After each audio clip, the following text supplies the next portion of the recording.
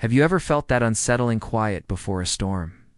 That's where my story begins. We were the picture-perfect couple, or so I thought. We had a beautiful home, 2 amazing kids, and a life built on what I believed was a foundation of love and trust. But that foundation was starting to crack, and I was the last to know.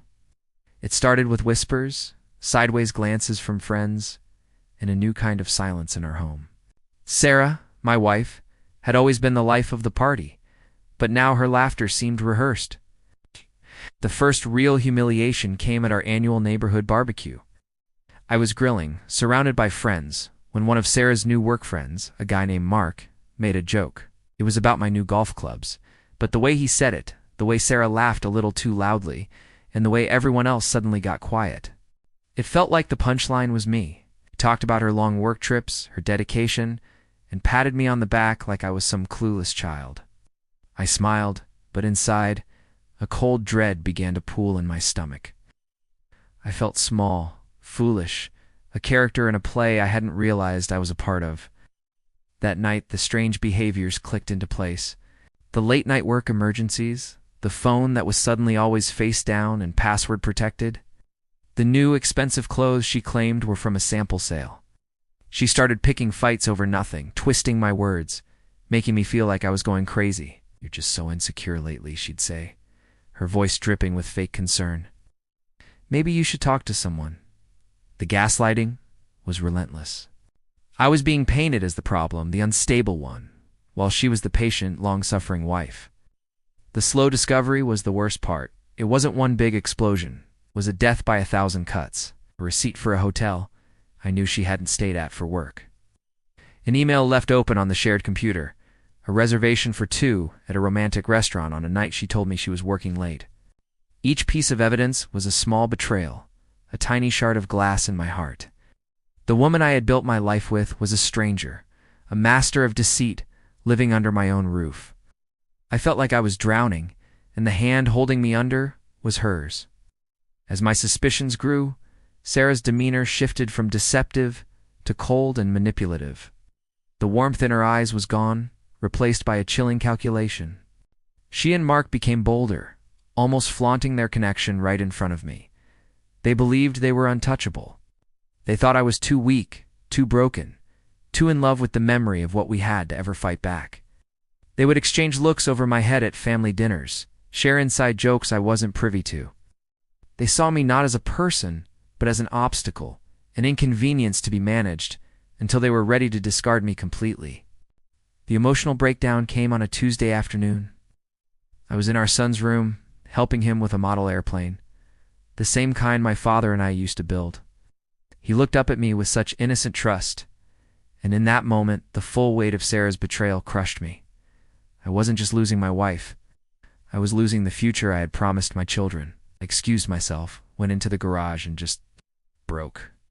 I sank to the concrete floor, surrounded by years of shared memories, and I cried. Not quiet tears, but gut-wrenching sobs of rage, grief, and profound humiliation. It was the lowest point of my life. But in that darkness, a different feeling emerged. Resolve. The tears stopped. The shaking subsided.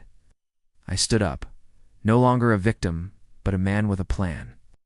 My grief had burned away, leaving behind a cold, hard clarity. If they wanted to destroy my life, they had better be prepared for the consequences. I was done playing the fool. It was time to gather the proof. I became a ghost in my own home, meticulously and silently documenting everything. I installed a keylogger on the computer, recovering deleted emails and chat logs that detailed their affair in sickening detail. I placed a voice-activated recorder in her car, capturing conversations filled with their contempt for me and their plans for my money. I hired the best divorce attorney in the state, a shark known for her ruthless efficiency. We didn't just plan for a divorce, we planned for total annihilation. We documented Sarah's hidden assets and her attempts to siphon money from our joint accounts. My lawyer showed me how her adultery, combined with her financial deception, would give us immense leverage.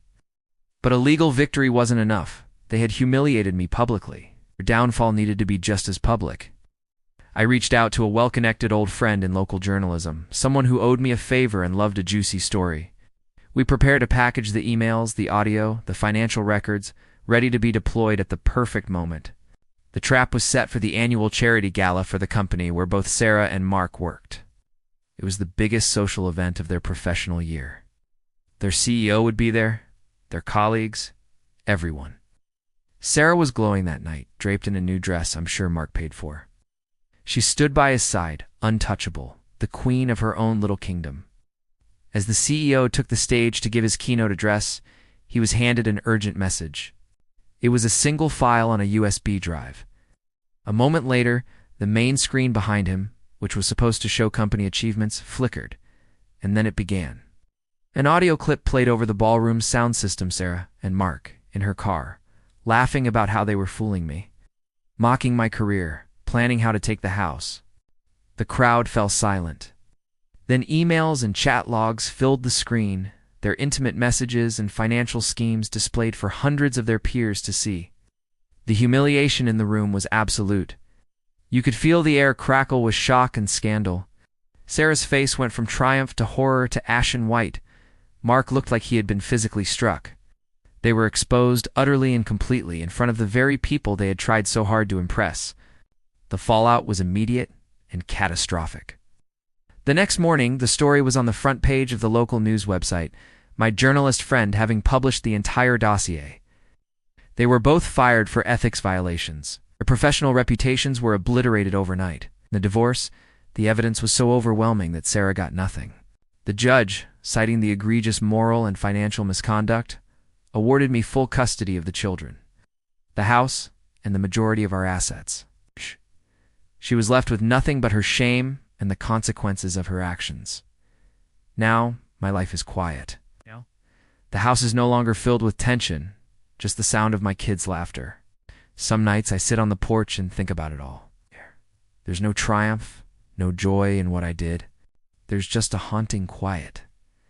The echo of a life that was destroyed to save my own. I didn't win, I survived. And sometimes, survival is the only victory that matters. Thanks for listening. If you enjoyed this story, please like and subscribe for more.